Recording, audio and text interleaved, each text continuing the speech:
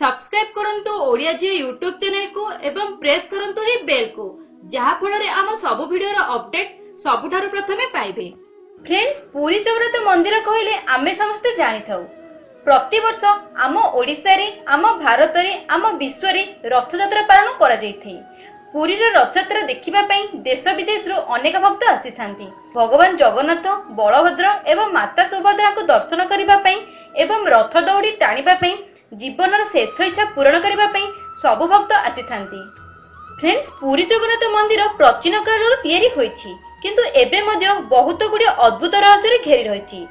आज मु आपनको पुरी जगन्नाथ मंदिर 10टी अद्भुत रहस्य विषय कहवाक जाउछि, जहा प्रत्येक क्षेत्र में बहुत अद्भुत एवं अकल्पनीय अटे। तेबे चलंतु फ्रेंड्स, से रहस्य गुड़िक विषय जानिबा।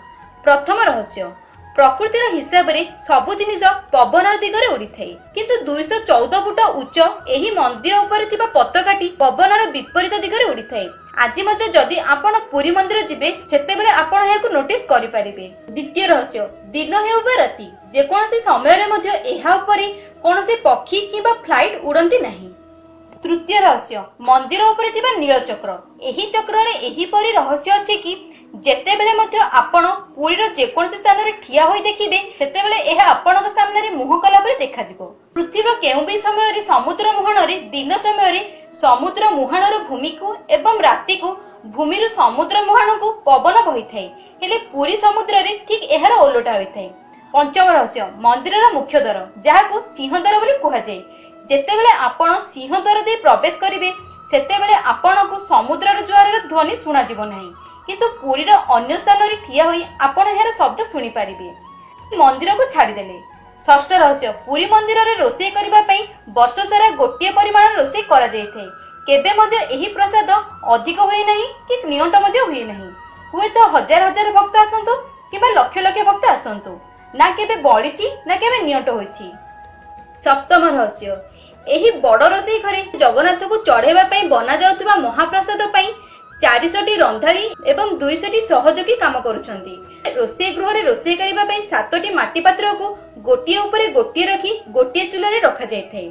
सबुठारो अद्भुत कथा एहाटे जे ऊपर पात्र रो खाद्य जल्दी बनि जाय, एहा परे ऊपर तळ को गोटिए गोटिए होई तयारी होई जाय।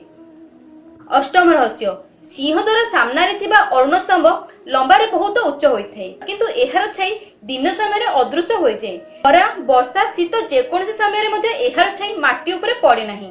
नवम रहस्य, आपण सुनिथिबे किछि वर्ष पूर्वे जगन्नाथ मंदिर रो गोटिए पत्थर खसी जायतिला। एथिरे एही परि रहस्य अछि जे आजि मध्ये किए मध्ये जानि पारि नाही एवं केउ स्थान रे एही पत्थर खसी अछि ताहा मध्ये एबे पर्यंत रहस्य होई रहि अछि। दशम रहस्य, मंदिर भितर बाम पार्श्व रे गोटिए बट गछ अवस्थित।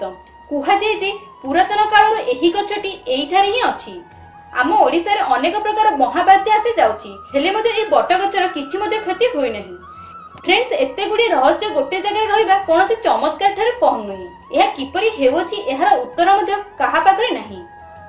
जदि अछि तो समस्तक मुखरे गोटे कथा, एहा सब भगवान जगन्नाथक महिमा। तो फ्रेंड्स, एहा थिला आम ओडिसार गौरव। जदि फ्रेंड्स एई भिडियोटी आपनको पसंद आसिला तेबे लाइक निश्चय भाबरे करंतु। ता सहित फ्रेंड्स आम ओडिसार गौरव को निज फ्रेंड्स और रिलेटिव मध्ये शेयर करी समस्त को जणांतु। ता सहित फ्रेंड्स जदि आपण पर्यंत आम चैनल को सब्सक्राइब करि नाहंती तेबे वीडियो तले थिबा red colour subscribe button click करी आम चैनल सहित जोड़ी होई जांतु। धन्यवाद फ्रेंड्स।